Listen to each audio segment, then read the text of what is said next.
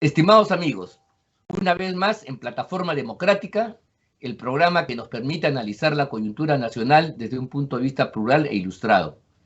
Este es un programa que se transmite, recordándoles a todos ustedes, por el canal VHTV de Cable Más y las redes de la Coordinadora Republicana. Saludamos la presencia de Juan Cheput y Víctor Andrés García Belaúnde, quienes con sus comentarios van a darnos luces sobre lo que está pasando en el país.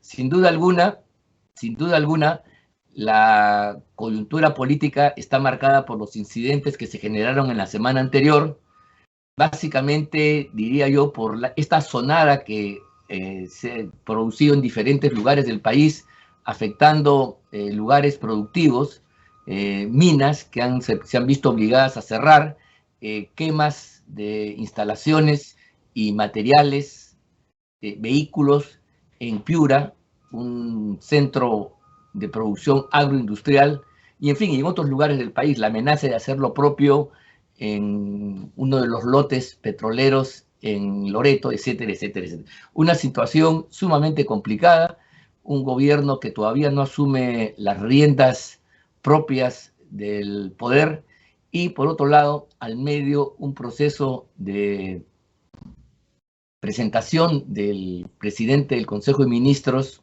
y de su gabinete para sustentar el plan de gobierno y recabar un voto de confianza al final, que se prolongó, a nuestro juicio innecesariamente, por el deceso cierto de un parlamentario, pero que en lugar de darse dentro de esa semana, se ha producido durante una semana más, haciendo más agudos las tensiones que ya estaban asolando a la patria peruana. En un contexto de esta naturaleza, ahora que hacemos el programa, se viene llevando a cabo la correspondiente sesión, la continuación, la segunda parte de la sesión para, supuestamente, entre comillas, investir al nuevo gabinete y darle el voto de confianza o no. Eso lo vamos a saber probablemente en las próximas horas, pero lo que evidentemente no puede ser ocultado es que el cúmulo de presiones que concurren en este momento, en esta coyuntura, en lugar de decrecer, ya mainarse, sucede todo lo contrario.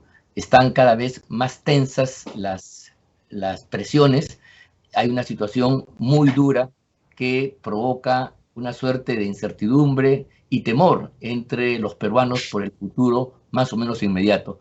Porque mientras esto está sucediendo, lo que es más o menos objetivo es que no hay gobierno, en el sentido que quienes están al frente de la nave gubernamental no están llevando a cabo las políticas para dar respuesta a los múltiples problemas que el país en este momento necesita. En una situación de esta naturaleza, yo quería empezar contigo, Víctor Andrés, preguntándote cómo ves pues estos últimos hechos que han acaecido y que están de alguna manera concluyendo en una primera etapa, todavía etapa inicial, etapa que no concluye, con la concurrencia de Mirta Vázquez y su gabinete al Congreso para recabar el correspondiente voto de confianza. Víctor Andrés. Bueno, buenos días. Un saludo cordial a Juan y por supuesto a ti. Bueno, yo creo lo siguiente. Yo creo que esta semana que se postergó el debate del gabinete nuevo ante el Congreso para su ratificación o confirmación o respaldo a través de la confianza, ha servido para que el señor Valenzuela caiga. Gracias. En esta diferencia, en estos días de postergación, surge el Halloween y la fiesta, el fiestón, digamos, de Valenzuela, con testigos, vecinos que luego cambiaron de parecer y dijeron que no, que la fiesta era en su casa y no la del ministro, ¿no? Y que el ministro no se inmutó ni dijo nada. Sin embargo, se sentían tan culpables los concurrentes que salieron pues agachados, con la cabeza baja. Es decir, me hacía recordar cuando salían los delincuentes detenidos en la carceleta del Palacio de Justicia, ¿no? Hacia una camioneta del INPE, ¿no? Salían con la cabeza baja, bueno, marrocados cuando salen de la carceleta. En este caso no había marrocas, por lo menos que se veían, ¿no? Pero prácticamente era la misma figura, ¿no?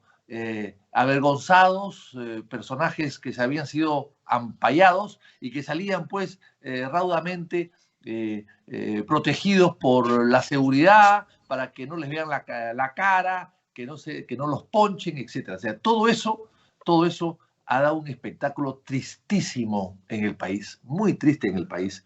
Y lógicamente el ministro Barrenzuela, que imponía sanciones a todos los que hacían fiestas, él podía hacerla para él sin ningún problema. Olvidándose pues que han habido hasta 13 muertos en un local público por tratar de suspender una fiesta. Entonces, bueno, y el ministro encargado de todo esto es él hacía las fiestas directamente, o sea, como un verdadero jerarca soviético, ¿no? Al pueblo, para el pueblo no hay fiestas, pero sí para él. Entonces yo creo que esto da una mala imagen. Por otro lado, es una pena que el ministro de Barrenzuela caiga por un fiestón clandestino, digamos, y no haya caído por las 158 sanciones que ya le impuso la policía, su alma mater, antes de ser ministro. O sea, ha caído por la cereza en la torta, no ha caído por la torta.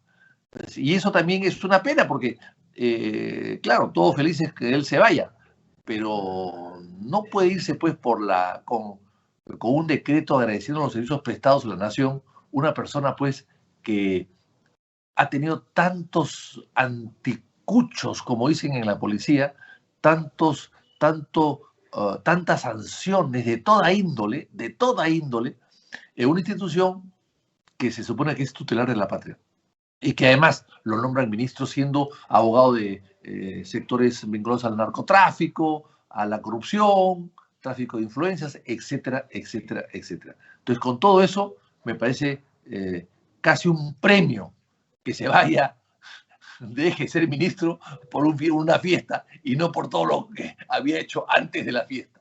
Me parece pues una cosa ridícula, ¿no? Pero en fin, pero ya se fue. Ahora, el nuevo ministro, hay que recordar los diálogos que tuvo con Montesinos, lo que Montesinos decía de Guillén, ¿no? Lo que lo dijo en una audiencia pública inclusive, ¿no? Cómo coordinaba con Guillén algunas cosas que había que hacer en la fiscalía. Y Montesinos ha dicho muchas cosas que son ciertas. No se le ha acusado de mentiroso. Se le acusa de ladrón, que es diferente, pero no de mentiroso. Y entonces, no me extraña de que la influencia de Montesinos en la Fiscalía y en la Poder Judicial, que lo tuvo en su momento a todo nivel, algo de eso pueda quedar ahora, y algunos remanentes de esa influencia o de esos influenciados sean hoy día ministros. Entonces yo no lo veo con una capacidad moral inmaculada como para ser ministro del Interior, que además es manejar a un sector complicado, orden interno, seguridad ciudadana, y manejar a una institución que tiene más de 150.000 miembros. Claro, no es lo mismo trabajar con 2 o 3 fiscales, un fiscal con 2 o 3 policías que te ayudan a buscar algunas pesquisas, ¿no? Que trabajar, pues, o ordenar, o tener que jefaturar o liderar una institución que tiene 130, 140.000 o 150.000 miembros. O sea, yo creo que es muy diferente. No lo veo al señor Guillén, un hombre de carácter decidido, de firmeza, y mucho me temo que va a ser un poco el comodín de los que están alrededor de él, que son los que van a manejar ese ministerio, ¿no? Que son los de siempre, ¿no? Los morados, los vizcarristas, bueno, la gente que apoya siempre a estos gobiernos, ¿no? Juntos por el Perú, el Frente Amplio, que se van las ONGs que van a estar felices manejando a diestra y siniestra a Guillén, como manejaron de alguna manera también al señor Eliche, ¿no? Entonces yo creo que hemos mejorado un poquito, pero seguimos en el mismo camino equivocado. Bien, Víctor Andrés, tú en lo que has señalado es que la caída del ministro del Interior no se ha debido a su conducta, a su ineficiencia frente al cargo, a los problemas que tenía, que llevaba ya de antaño, sino fundamentalmente a una circunstancia que realmente, a la luz de todo lo pasado, parece ridícula, no por ser menos grave, sino por las circunstancias. Resulta increíble que el ministro del Interior haga su propia fiesta, su jarana, no sabemos si por Halloween o por Día de la Canción Criolla, y ni siquiera toma las precauciones del caso, como lo hubiera hecho, por ejemplo, Montesinos, si hubiera querido hacer algo similar, estableciendo pues un cordón de seguridad donde no entra ni una mosca. Pero en fin, así son las circunstancias y eso se ha dado. Pero lo grave, y es lo que yo quería conversar contigo, Juan, es lo siguiente. Mientras el señor hacía sus fiestas, en el interior del país se estaban produciendo un conjunto de hechos que de modo simultáneo y en varios territorios tenían como elemento común un conjunto de protestas que cuando tú ves el contenido de las mismas te sorprenderás por la generalidad y por la poca precisión. No es que las minas de Antamina, las de Ayacucho y otras que han sido agredidas, bloqueado los caminos, inclusive destruido la propiedad, los inmuebles, los equipos, los tractores, los camiones, etcétera, hayan estado produciendo una afectación grave e inmediata a los comuneros, sino son cosas generales y en todo caso que debiera el Estado peruano, con los recursos que recauda por la minería y por el canon en particular, hacer pues las tareas para poder dar satisfacción a esas aspiraciones, de tener una posta médica, que se asfalte una carretera, en fin, cuestiones que podrían perfectamente acordado de una manera distinta y en ningún caso producir las sazonadas en simultáneo. Yo tengo la impresión que detrás de eso hay una concertación, hay un propósito de poner en jaque al país en su conjunto, afectando, mira tú, a los centros de producción, aquellos que generan divisas y que son elementales para la marcha del aparato estatal. Si esto es así, evidentemente el Perú está en grave peligro y lo grave es que el ministro del Interior estaba pues en sus fiestas, estaba en otra, no tuvo ninguna capacidad para repeler dentro del marco de la ley esta actuación sediciosa, sin duda alguna.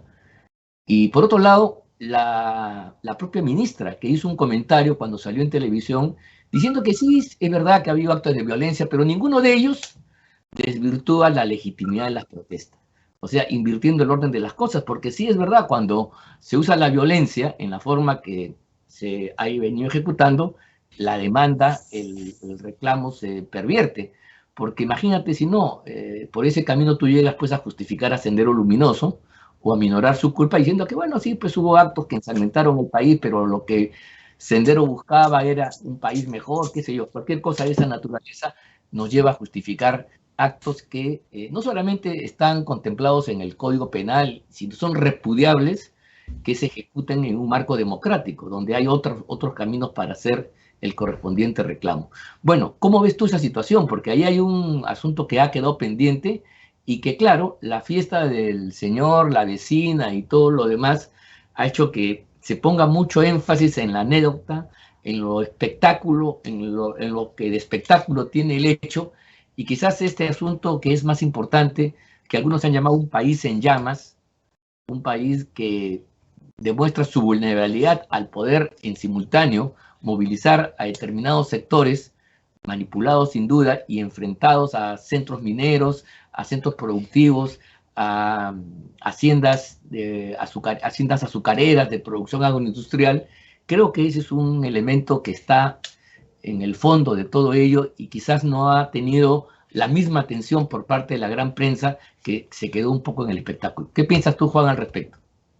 Bueno, un saludo, Ángel, un saludo también para Víctor Andrés. Yo considero que hay varios elementos que no se están tomando en cuenta en esta designación de Avelino Guillén, y creo también que el gobierno está gozando de una suerte de luna de miel mediática, ¿no? Pues les perdonan muchísimas de sus incongruencias, de sus faltas, de sus deficiencias. Por ejemplo, en el caso de Mirta Vázquez con Luis Barranzuela, como bien señalaba Vitocho, hay un tema vinculado al escándalo, que es lo que lo obliga a salir, y las faltas 158 que tenía este señor solo en su paso por la policía. Pero también está el hecho que durante la gestión de Mirta Vázquez y de Luis Barranzuela se fugaron los dinámicos del centro, se fueron a Bolivia. Y de eso Mirta Vázquez no dijo absolutamente nada, no se indignó, no se rasgó las vestiduras, no exigió una profunda investigación ni cosa por el estilo. Siendo Barranzuela abogado de los dinámicos del centro, y estando los dinámicos del centro vinculados a la corrupción de Vladimir Cerrón, que podría alcanzar al presidente de la República, esa fuga fue muy oportuna.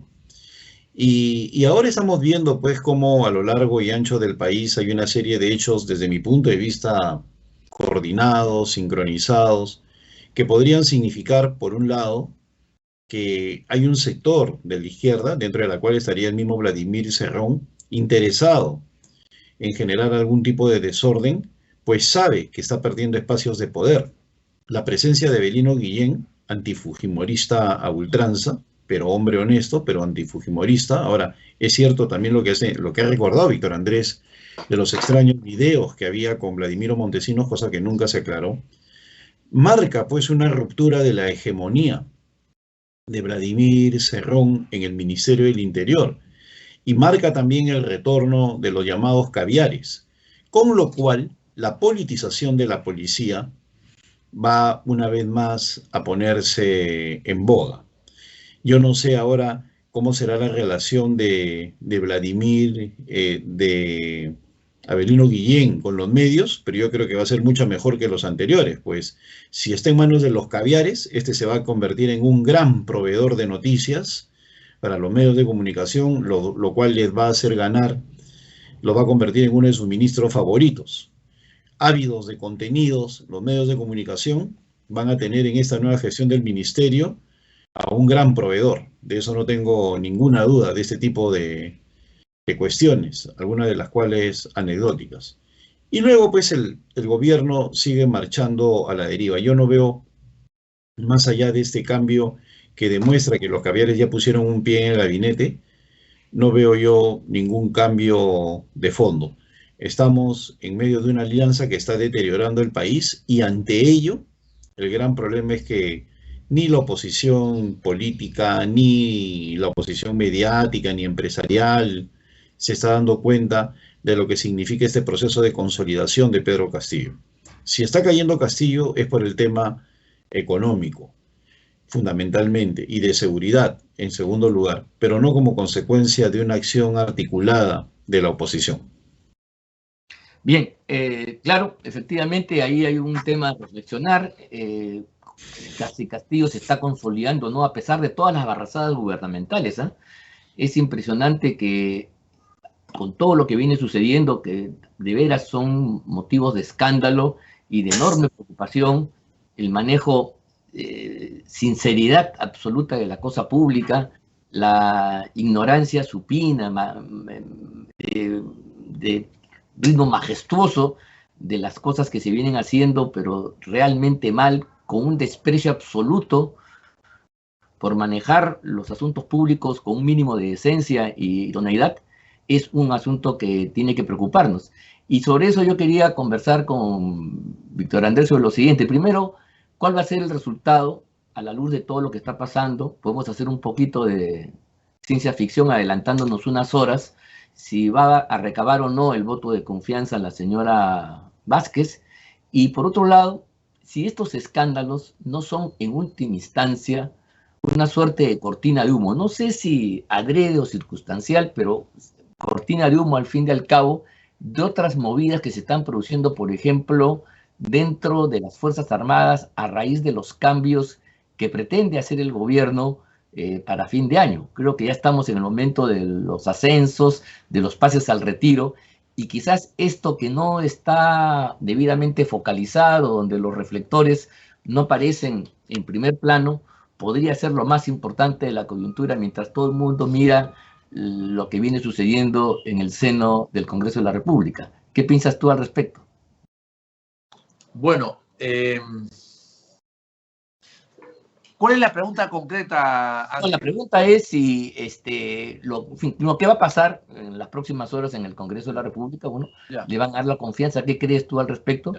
Y si eso finalmente no aparece como una suerte de distractor, no sé si deliberado o no, o circunstancial, pero de otras cosas que, por ejemplo, están dando, que son a mi juicio, que tienen una significación mayor, como por ejemplo los cambios que ya empiezan a darse dentro de los altos mandos de la Fuerza Armada. promoviendo a unos y retirando a otros. Por lo menos el almirante Montoya esta mañana temprano ha salido a hacer esa denuncia y no sé si eso va a captar la atención del público y la prensa o si vamos a seguir un poco con lo que está sucediendo en el Congreso. Eso es lo que yo quería que tú, A ver, no sé si tienes una opinión al respecto. Sí. Hay dos cosas a dos niveles diferentes, aunque con alguna vinculación. Hay cambios en la Fuerza Armada, llama la atención. Yo no sé si esos cambios puedan cambiar la cosa. O sea, no sé si esos cambios puedan servir para fortalecer al gobierno en una actitud que podría ser antidemocrática en el futuro. No lo sé, porque las Fuerzas Armadas finalmente están todas formadas de una sola idea de respeto absoluto a la Constitución, y yo creo que ellos no van a desviarse de ese tema. Lo que puede pasar es que tomen decisiones antes o después como una respuesta a un hecho muy grave, a una conmoción social, a la toma de las calles por muchedumbres de personas. O sea, ante una conmoción social, evidentemente quizás la Fuerza Armada pueda tomar un tipo de decisión. Pero yo no creo que si eso no se presenta, la Fuerza Armada pueda tomar una decisión diferente. O sea, en el resumen, yo creo que la Fuerza Armada está ya en una etapa de su existencia de respeto y de actuar dentro del marco constitucional.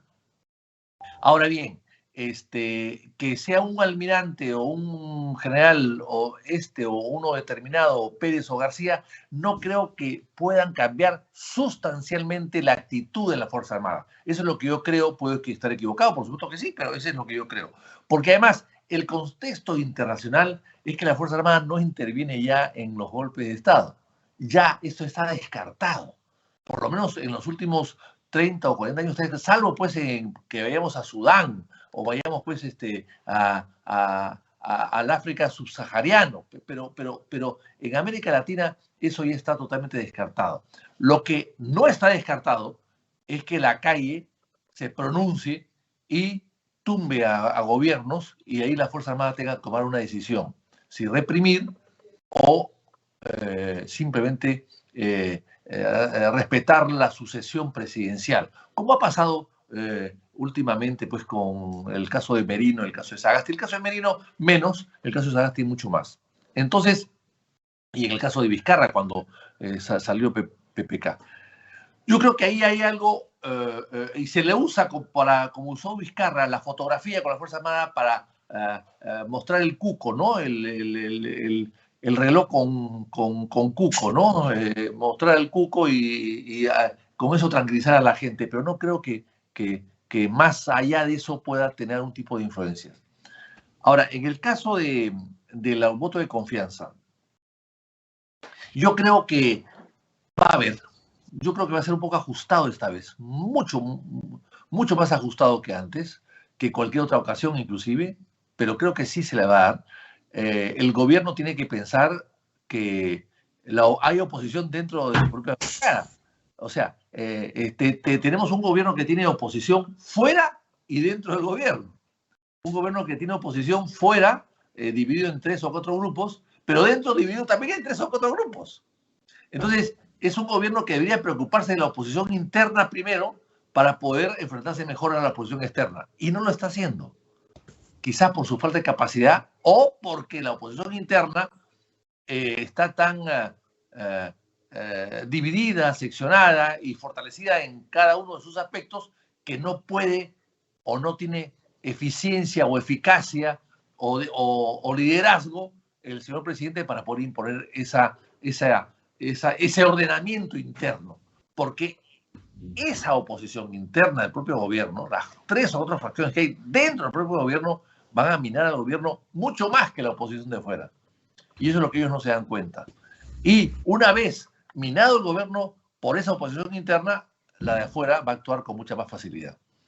Entonces, yo creo que aquí se va a ver un poco en esta votación del día de hoy, cuando termine el debate, en el sentido de que a ver qué hace los 37 congresistas de Perú Libre. ¿Qué van a hacer?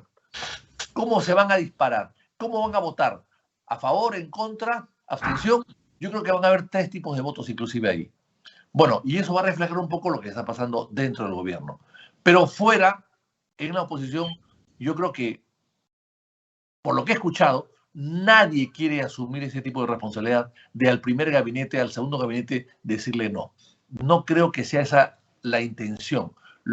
Además, ha salido Barrenzuela, que era el ícono de esa intransigencia, pues evidentemente está más facilitado el tema. Pero allí hay un problema.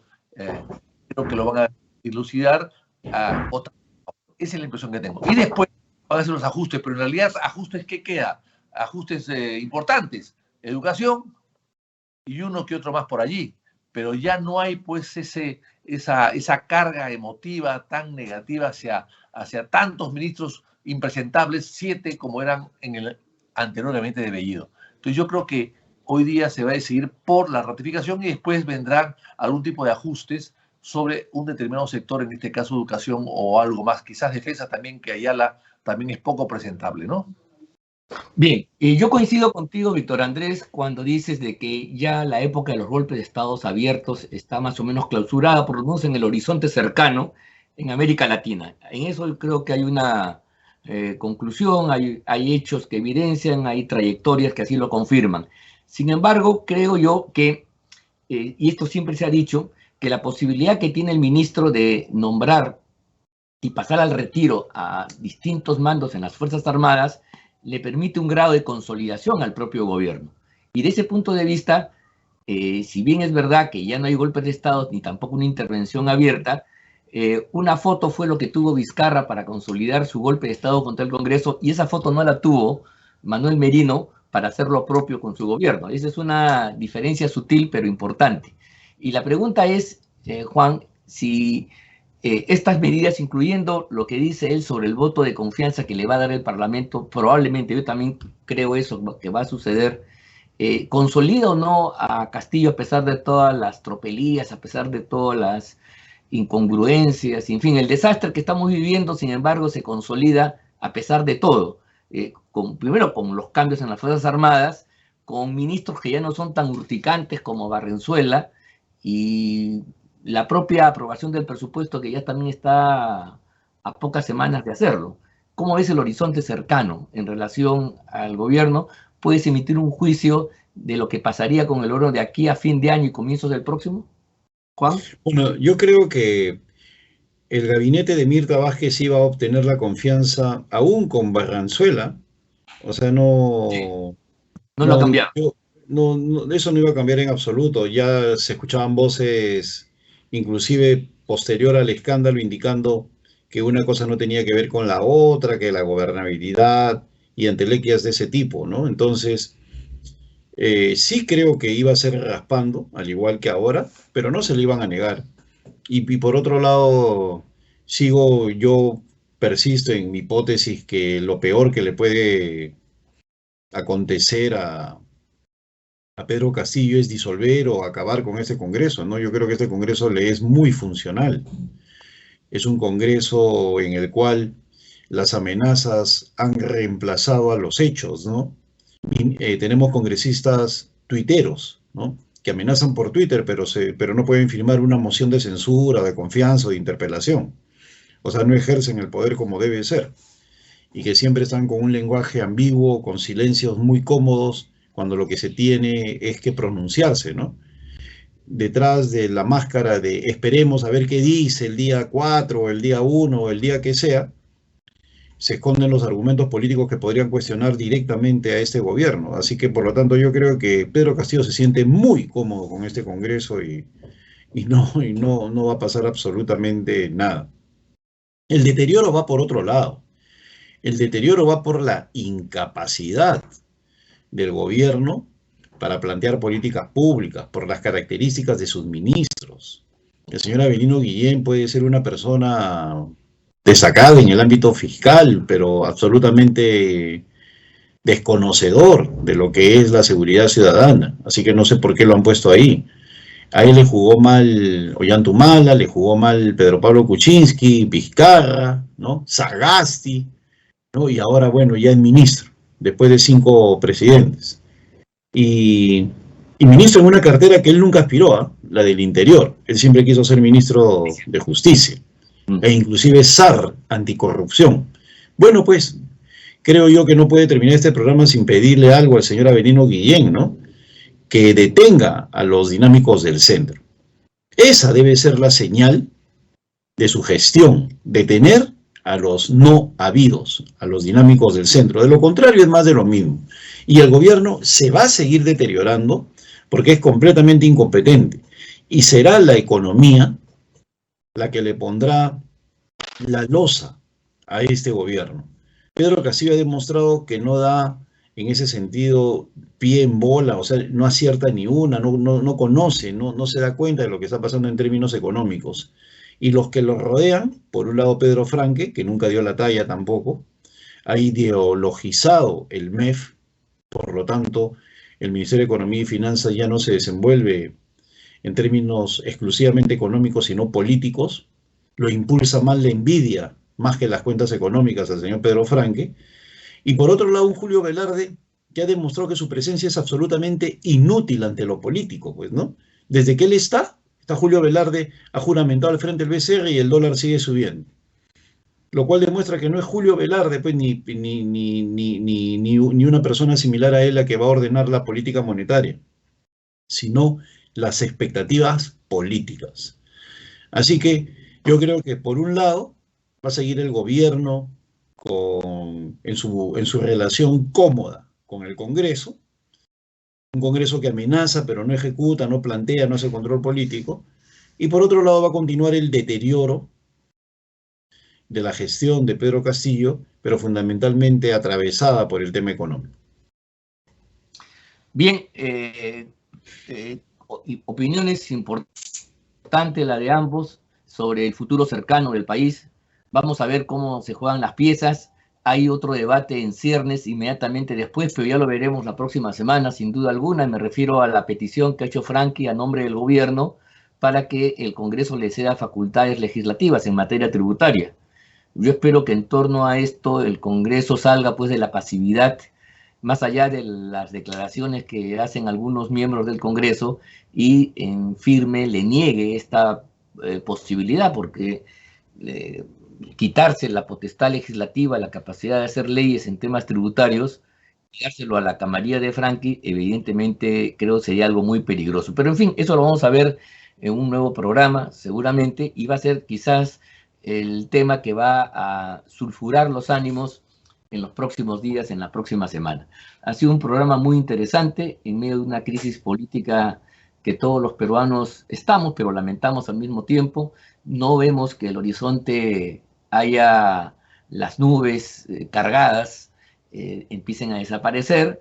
No está brillando un sol más allá de estas brumas que nos invaden, y por lo tanto vamos a ver qué pasa de aquí a mañana, o a horas de la tarde, mejor dicho, cuando se sepa finalmente el resultado de la solicitud de confianza, el voto de confianza, y sobre todo ver si eso, como algunos creen, a mi juicio sin mucho fundamento, pero creen de que eso podría traer algo de sosiego a un país tan confundido y tan crispado como el que está viviendo hoy día el Perú, ¿no? Vamos a ver si eso sucede, ojalá, pero en fin, no parece ser esa la tónica. Creo que ha sido un programa muy importante, como los que ya estamos acostumbrados. Saludamos a todos ustedes, amigos, por esta presencia, este reconocimiento, y nos despedimos pues hasta la próxima semana para seguir conversando sobre los temas de mayor relevancia para la vida política nacional, con el concurso de nuestros amigos Juan Cheput y Víctor Andrés García Belaúnde. Muchas gracias a todos ustedes y hasta la próxima semana. Gracias.